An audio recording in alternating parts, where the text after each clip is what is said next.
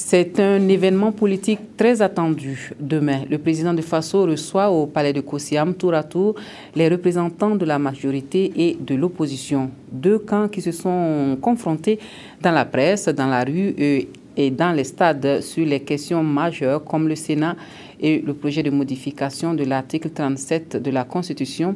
Dans quel état d'esprit les politiques vont-ils à ce rendez-vous du dialogue initié par le président Compaoré, suivant la réaction de quelques leaders au micro de Maxime Zongo?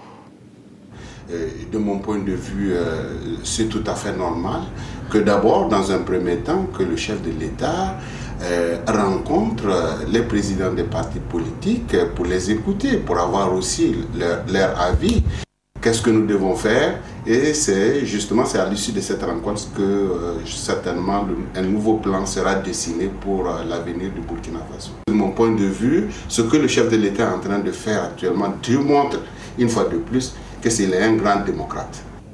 L'opposition politique, vous vous rappelez bien, dans tout son discours, a été constante pour dire qu'elle n'a jamais refusé un dialogue qui serait bien sûr le fruit d'un compromis utile pour que les Burkinabés et ce pays-là puissent aller de l'avant dans l'ancrage de la démocratie, dans le développement et bien sûr dans le ciment de la paix, de la cohésion et de l'unité nationale.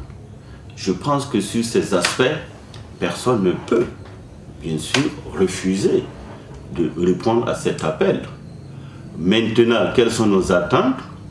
Je crois que l'opposition politique également est suffisamment claire et limpide dans sa démarche qui correspond aux aspirations du peuple burkinabé. À savoir que fondamentalement, nous souhaitons une transition démocratique apaisée pour 2015.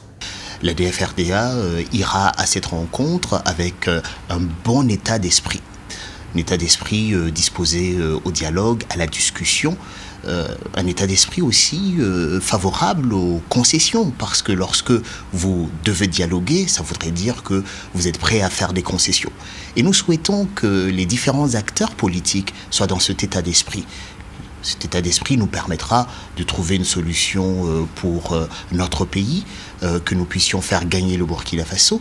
Et cela n'est possible que si chacun accepte de faire un pas vers l'autre.